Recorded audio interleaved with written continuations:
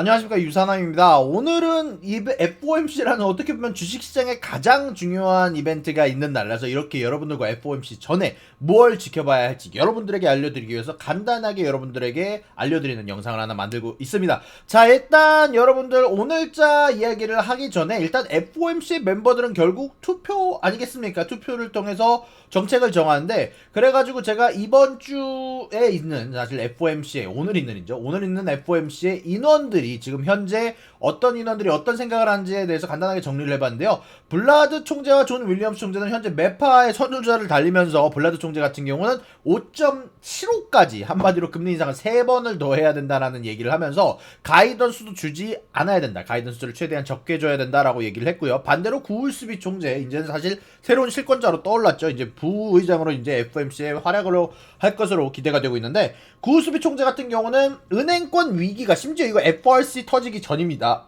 근데 이 은행권 위기가 끝나지 않았고 현재 진행 중이고, 그것을 끝까지 보기 전까지는 금리 인상을 자제해야 된다. 그리고 지금 현재 우리가 금리 인상 사이클의 마지막에 와 있다라고 얘기할 정도로, 구울스비 총재와 패트릭 하커 총재 같은 경우는 현재 앞으로 있었던 긴축 효과에, 후행하는 효과에 대해서 걱정을 하면서 은행권에 대한 우려를 표현하면서 비둘기파로 넘어갔고요.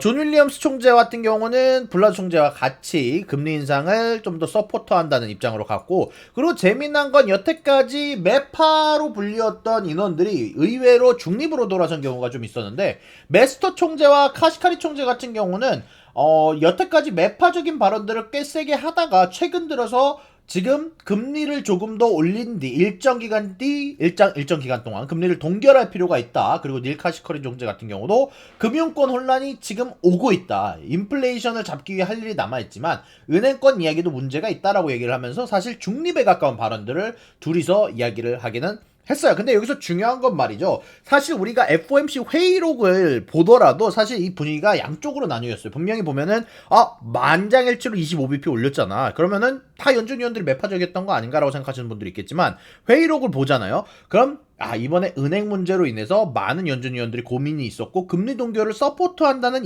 언급을 한 인원도 있었구나라는 걸 우리가 회의록을 보면서 깨달을 수 있어요. 그것만큼 지금 FOMC가 굉장히 혼란스럽고, 사실 25bp 인상은 이미 정해졌다고 생각을 하지만 그거에 대한 가이던스, 그 이후에 대한 가이던스와 그리고 상업용 부동산, 은행권에 대한 어드바이스가 지금 좀 부족한 상황이고, 아마 그거를 연준 위원들에 대해서 끌어내야 되는 기자의 질문들이 필요한 상황인데, 자, 일단 간단하게 이 FOMC 결과에 대해서 혹은 앞으로 미래에 대해서 영향을 줄 만한 데이터들을 정리를 해봤습니다. 자, 일단 코어 CPI가 여러분들 잡히지가 않았어요. 지금 코어 CPI가 잡히지 않았지만 그래도 CPI 쪽은 현재 조금 많이 내려가 있는 모습이 나오지만, 일단 기본적으로 코어 CPI, 우리가 보통 얘기하는 연준이 결정하는데 가장 중요하게 보는 지표 중 하나인데, 이게 말이에요, 주거비가 사실 아직까지 잡히지 않으면서, 사실 주거비가 제가 항상 후행하는 효과라고 하기는 하지만 지금 계속해서 올라가고만 있거든요, 주거비가. 그리고 심지어 이번에 주택가격이 7개월 만에 올랐다는, 케이스 실러 지수가 7개월 만에 올랐다는 발표가 나오면서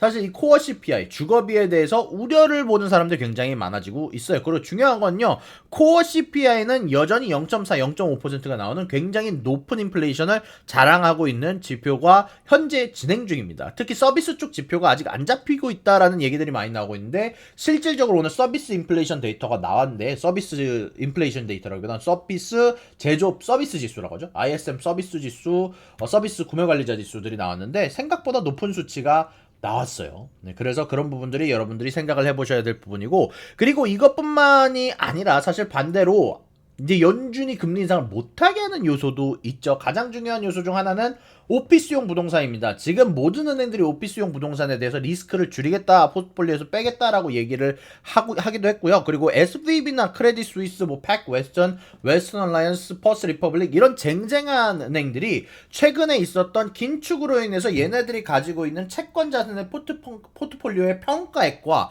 장부 가치액이 벌어지기 시작하면서 얘네들의 어닝에서는 잘 나오지 않지만 미실현 손실액이 어마어마하게 불어나고 있어요. 요걸 좀 설명을 해드리면, 원래 예를 들어서 어떤 사람에게 우리가 모기지 금액으로 1억을 빌려줬다 칩시다. 근데 이게 1년 이자율이 0%에 가깝게 1%때 빌려줬던 이자율이라, 자, 예를 들어서 총평가 금액이 장부상으로는 매년 1%씩 쌓이니까 10년 하면은 뭐 10몇 퍼센트, 15% 나오겠네 라고 얘기하는 거랑, 자, 나중에 얘가 지금은 현재 인플레이션이 CPI가 어마어마하게 올라가지고 금리 인상이 나왔고, 그 금리가 올라서 지금 사실상 모기지 금리가 거의 한 6%, 7%대란 말이에요. 사실 예전에 비해서 거의 두세 배에 해당하는 금리를 받을 수가 있습니다. 그래서 이 모기지나 채권을 실질적으로 팔 때 얘네들은 그 당시 책정받았던 장부 가치보다 낮은 금액에 팔 수밖에 없어요. 왜? 실질적으로 은행은 지금 똑같은 돈을 다른 곳에 빌려주었을 때 더 많은 금액을 챙길 수 있으니까 이 장부 가치와 실제 평가, 거래되는 금액이 벌어질 수밖에 없는데, 이 벌어진 금액이 너무 커가지고 퍼스트 리퍼블릭 뱅크 같은 경우는 좀비 기업이 된 거거든요. 사실상 모든 가치를 청산하고도 돈이 남지 않는 기업이 돼서 망하게 된 게 가장 큰 이유라서, 이게 결국에는 연준이 금리 인상을 너무 많이 했기 때문에 일어난 일이에요, 결론적으로는.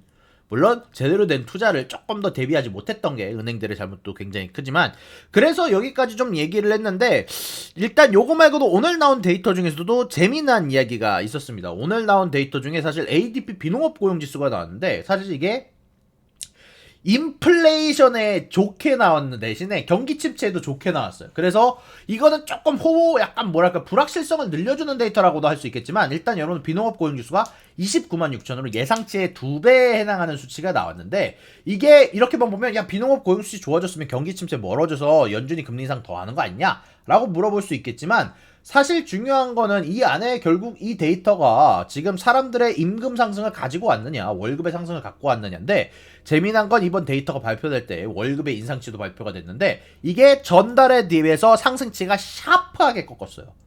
분명히 이번에도 임금이 상승하긴 했는데 예전만큼 크게 상승하지 않았다. 한마디로 디스인플레이션, 임금계의 디스인플레이션이 일어나고 있는 상황입니다. 그래서 오늘 나온 데이터는 어떻게 봤을 때 최상의 데이터라고 할 수 있어요. 우리 주식 투자계에서 일단 경기 침체 우려를 멀어지게 하고 인플레이션도 멀어지게 하는 아주 좋은 데이터라고 볼 수 있는데, 자, 그러면은 이제 이 FOMC 내에서 사람들이 이제 고민을 할 거 아닙니까? 연준이 내가 봤을 때는 뭘 봐야 되는지 모르겠다. 자, 일단 그래서 제가 봤을 때 연준이 얘기할 거 중에서 일단 성명문과 이제 파월의 인터뷰에서 가장 중요하게 볼 거는 중지에 대한 가이던스라고 하면 좀 그렇고 힌트를 주느냐 안 주느냐. 기자들이 질문을 할 때 지금 은행들에 관한 질문도 할 거고, 앞으로의 금리 인상에 관한 질문도 할 거고, 사실 저번 FOMC부터 정말 재미난 데이터가 있지 않았습니까? 저번 FOMC 때 성명서 때 지속적인 금리 인상을 더 이상 이제는 그 회의로 성명문 내에서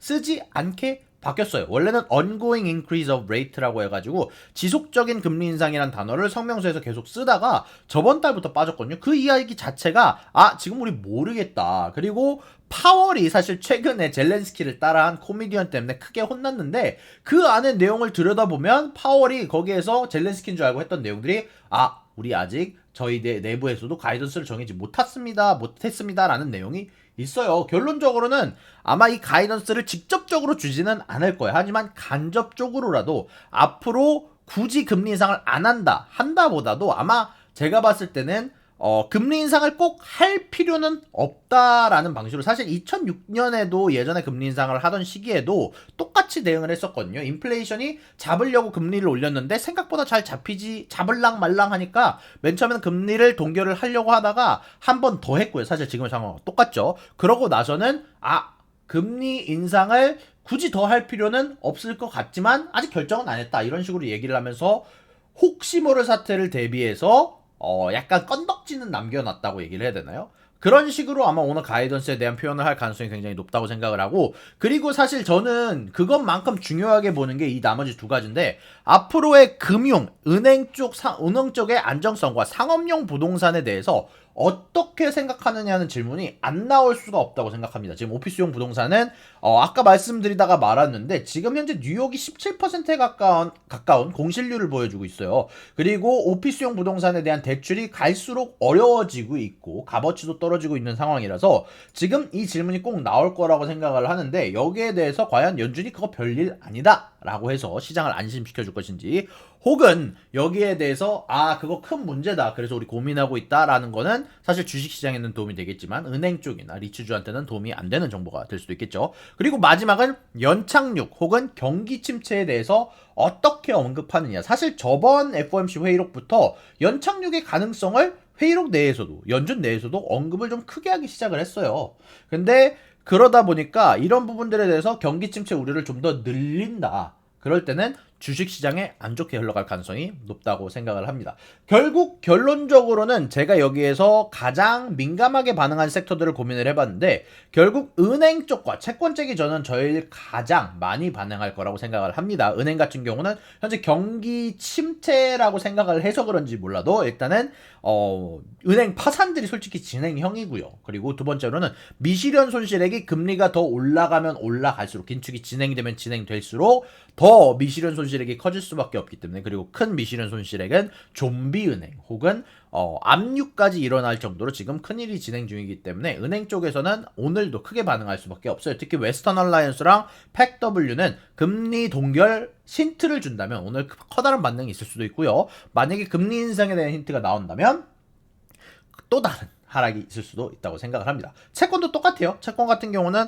연준의 금리에 아주 민감하게 반응하는, 어떻게 보면 굉장히 보수적인 투자 시장이라서 아마 오늘 계속해서 연준의 발언에 크게 반응할 가능성이 높다고 생각을 합니다. 하여간 제 개인적인 예상은 한 번 더 금리 인상, 오늘 금리 인상을 하고 앞으로는 금리 동결을 할 거라고 생각을 하는데, 그 이유는 말이죠, 사실 은행 사태가 해결이 된 게 아니고요. 여기서 좀 중요한 정보인데, 은행들이 자체적으로 여러분들 긴축을 진행 중입니다. 더 이상 대출을 사람들한테 해주려고 하지 않아요. 왜? 자기네들이 망하고 있고 경기 침체 올 것 같기도 하고 지금 자기네들 돈 유동성도 모자란데 굳이 다른 사람한테 빌려주고 싶지 않은 거예요. 왜냐? 디파짓이 빠져나가고 있는 게 확연히 눈에 보였고 FRC의 말로를 봤다 보니까 은행 쪽에서도 자체적으로 특히 오피스용 부동산에 대한 대출을 줄이고 있는 상황이라 시장으로 흘러들어간 돈이, 은행에서 시장으로 흘러들어가는 돈이 계속해서 줄고 있는 상황입니다. 그래서 연준이 굳이 긴축을 진행을 하지 않아도 긴축에 가까운 효과가 은행을 통해서 나타날 수가 있어요. 그래서 그런 부분들을 감안을 해봤을 때 저는 사실 이번 금리 인상이 마지막이라고는 생각을 하지만, 일단 가이던스는 솔직히 그래도 기대플레이션 혹은 자산 가치의 폭등 같은 게 있을 수도 있기 때문에 아마 직접적인 가이던스를 주지는 않을 것 같다가 오늘 제 개인적인 의견이고요. 앞으로 1시간 뒤에 FOMC가 열리는 거에 맞춰서 영상을 이제 실시간 라이브를 실행할 예정인데, 그때도 여러분들 꼭 찾아뵙도록 하고, 여러분들 항상 원조국밥 유산함을 응원해 주셔서 감사하다는 표현 드리면서 여기서 마무리를 짓도록 하겠습니다. 감사합니다.